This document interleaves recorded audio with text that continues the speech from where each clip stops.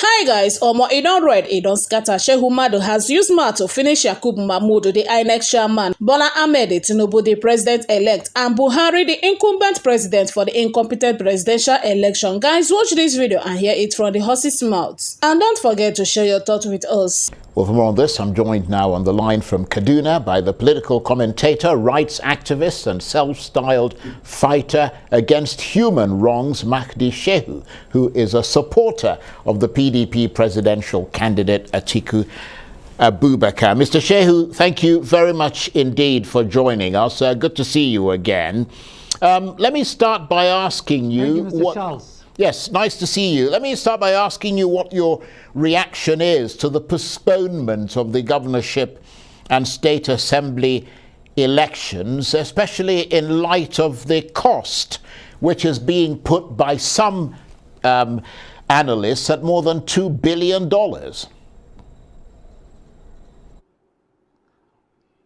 Well, it didn't come to me as a surprise anymore from the behavior, attitude, body language, and arrogance of INEC as personified and represented by its chairman, Professor Mahmoud.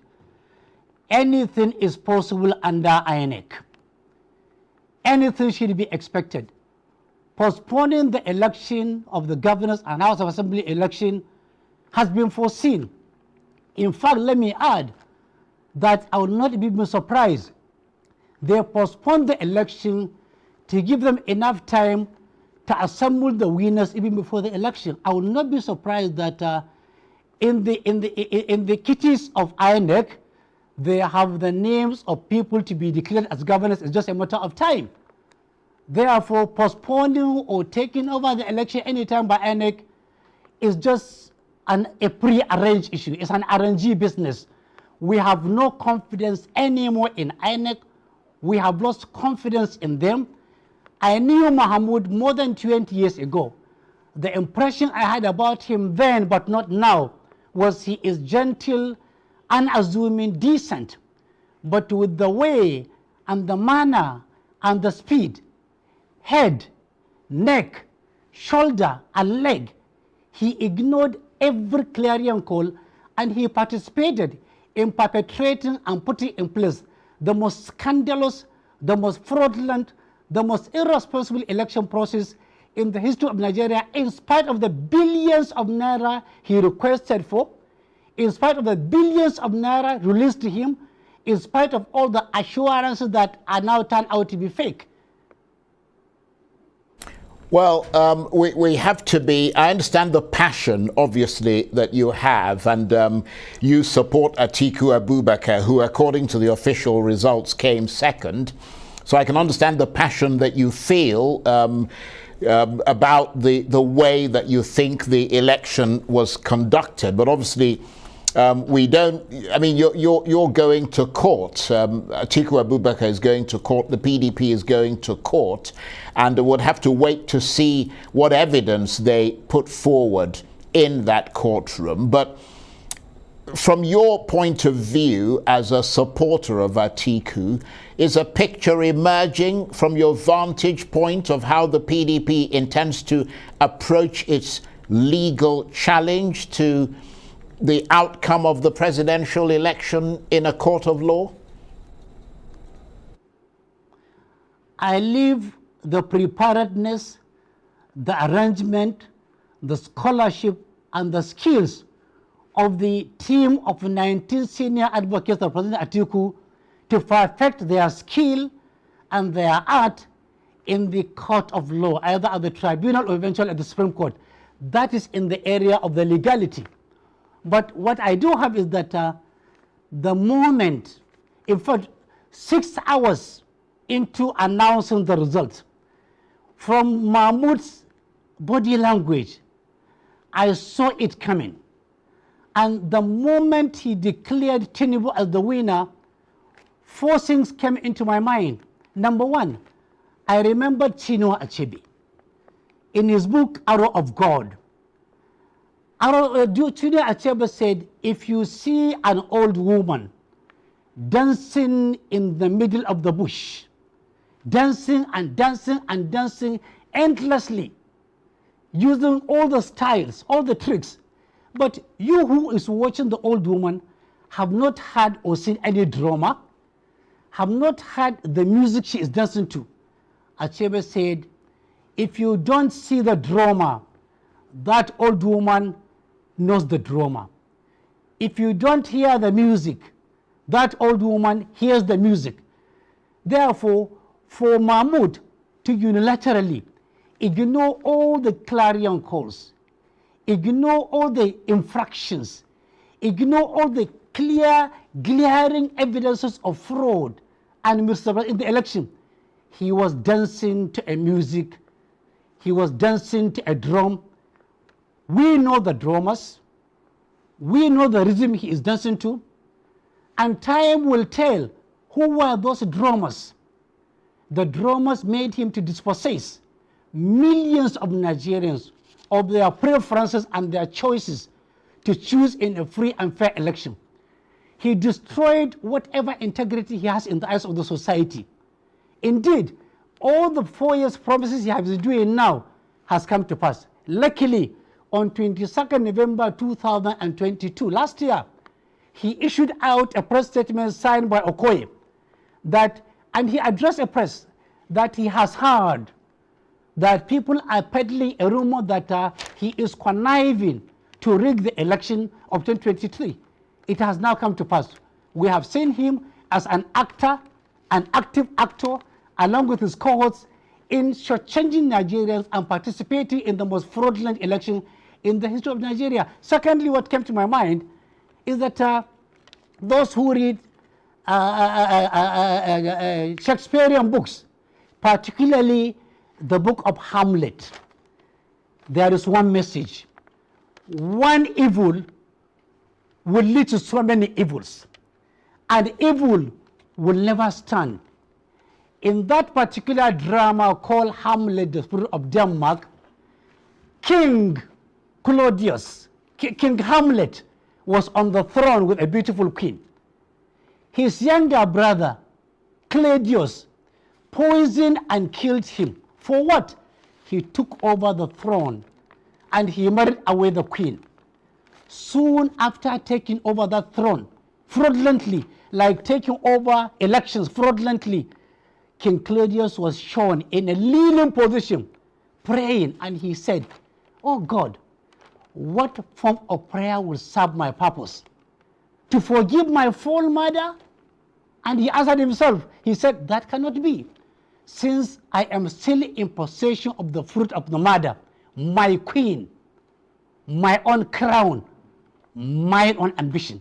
And he asked, can one return the fruits of his crime and seek for God's forgiveness?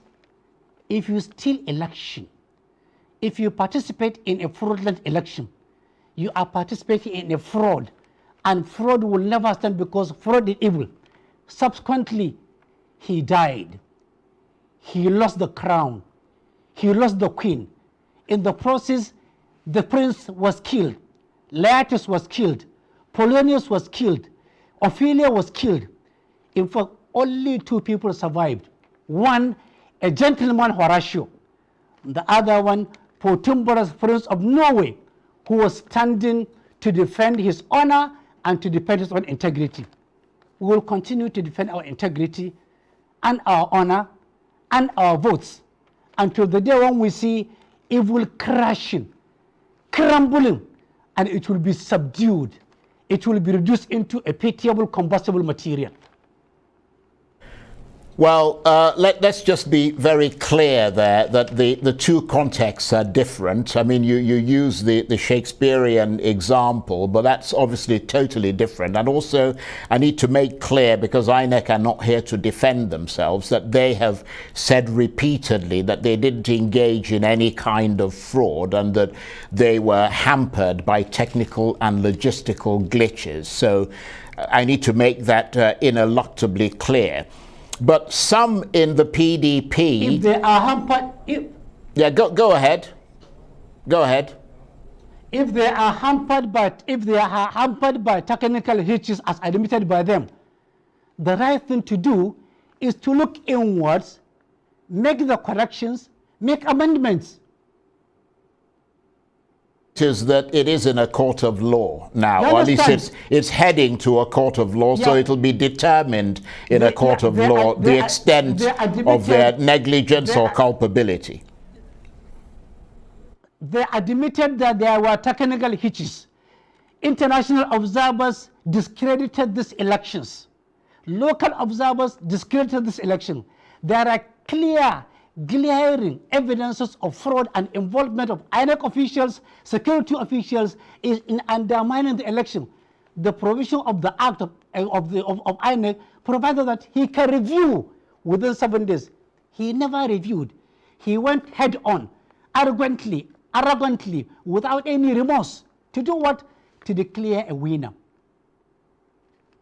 Well, to put it mildly, it sounds like there's a massive trust deficit here. And of course, you're not alone. I mean, there are lots of Nigerians who share your views, but also quite a lot of people who are on the other side, who support the results and who believe that the candidate of the APC, Bola Tinubu, won fairly and squarely. But some in the PDP, I mean, let's look at what has happened subsequently, because people have gone to court. I mean, the Labour Party, the PDP, asking to see the materials. They've been given that permission. Then INEC went back to court and asked for for the judgment to be varied, and to some extent it secured it because it allowed it to reconfigure the beavers. But some in the PDP and Labour, and I wonder where you stand on that, have suggested that they would have preferred INEC not to have tampered at all with the beavers' devices that were used for the presidential election, but should have made financial provisions to get a different set of devices for the governorship elections. I wonder where you stand on that. Mr. Charles, my stand is very clear. Even the one with the most elementary knowledge of ICT is that the moment these beavers machines are wiped, the argument is that you get it from the back end. The back end is the back end of fraud. Any server that has a back end, and every server has a back end, you can tamper with the back end at will, at your own convenience, at your own speed. Wiping the beavers' memory is a clear-cut fraud, and it means INEC are just playing on a script. They have a script. They have not dispossessed Labour Party and PDP Party from accessing and snapping the beavers' machine memory directly. Relying on the back end is just relying on somebody who is who you are owing money. You are owing him money, and he told you, "I will pay you money on Judgment Day." Yet, when you are doing your accounting, you always put that amount of money, fully aware that that money is not going to come during your lifetime, it's going to be during the lifetime at Judgment Day. So we take exception to that. That is not fair, that is not balanced, that is not professional, and that is changing millions of people, and that is as casting additional doubt on the integrity of the entire election process, on the integrity of INEC, and the integrity of all other people who participated in the fraud. I can obviously surmise from what you've said that you're disappointed with INEC's performance on February the 25th. Extremely disappointed. And as I said, there are a lot of people who would agree with you. And you've also said that, in a sense, you're bracing yourself for another assault from the Electoral Commission on March the 18th. All this, of course, bearing in mind that you support an aggrieved candidate, Atiku Abubakar. But let me ask you this, because you're in Kaduna. The elections have been postponed, the governorship elections, till the 18th of March. I wonder how that election and the campaign leading up to it is shaping up in Kaduna, where you are. I mean, we had Uba Sani a couple of days ago on this program, and and he seemed quite confident, but it does look as if it's going to once again be between the big four parties, the APC, the PDP, Labour, and the NNPP, or is it more of a two-horse race in your assessment? Well, unfortunately and sadly, it is a contest between Islam and Christianity. Unfortunately, in Kaduna State, it's going to be a contest between those who are for Muslim ticket and those who are for Muslim Christian ticket. It's going to be a contest between Muslims and Christians agreeing to work on one side, and Muslims who are insisting on having a Muslim ticket. This is how dicey it is. This is how dangerous it is. This is how tricky it is. And that is why there is growing apprehension, there is growing tension, there is growing uncertainty, because the two warring factions are at daggers. They are prepared. They are willing to do a do or die affair. I call on security agencies to, as a matter of urgency, ensure that they intervene very urgently in Kaduna State, in Kaduna State, in Katsina, in Kano, and particularly in Zamfara and Niger, because there is a glaring desperation between the actors and the actresses. Government officials are directly involved. They have descended into the arena. Religious bodies are involved. Clergies, clerics, laities, imams, bishops, malams, call them ustazes, they are all involved. Many of them have been compromised financially. Many of them are calling for war.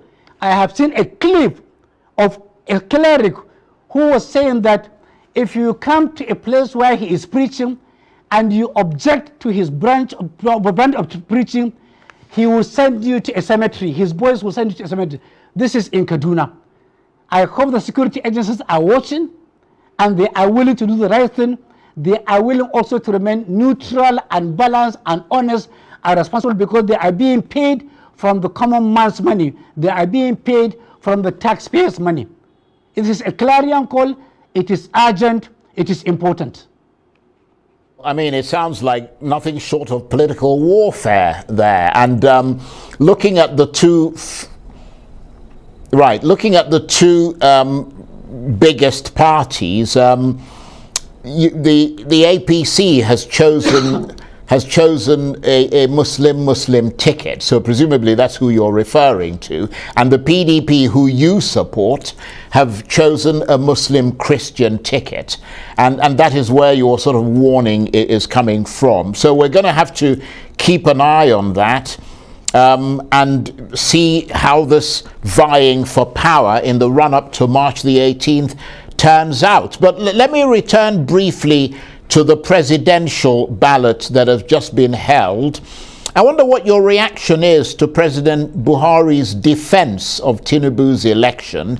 I mean, in a sense, I suppose you'd say that he would, wouldn't he, in spite of the global outcry that you'd already mentioned and your sense of these alleged irregularities of that election? Well, if Buhari, the president, have not defended the mandate, that would have been news. That he has defended the mandate is no more news. He is the same president who defended 23 trillion naira ways and means loan from the central bank. He is the same president who kept mute in the face of multi-trillion naira fraud at the oil sector.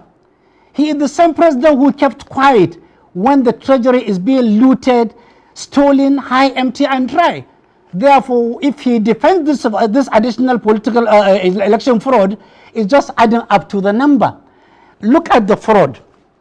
INEC said 93,469,008 people registered as voters. And then they said 87,209,007 collected their PVCs. But scandalously, they said 25 million people 289,616 were accredited. In between the time of accreditation and the time of voting, they said only 24 million people and 24,025,940 voted. Therefore, in between this 1-2 hours, 321,398 did not vote. You begin to ask, were they abducted by bandits, or they all died before the voting period, or they fizzled away? One big question mark, inordinate silence from INEC. And then when you say democracy is a game of numbers, not a minority number, a game of majority numbers. Look at the number of people who voted for the election. Simple number, simple arithmetic. 24 million people voted. 16,491,218. A combination of PDP and Labour Party figures rejected the man who was declared winner with 8,700,000 votes. In a country of 200 million people, if you say the winner was declared winner with 8,794 votes, out of 250 million people, it means less than 4% of Nigerians voted him. And you call him a democratically elected president?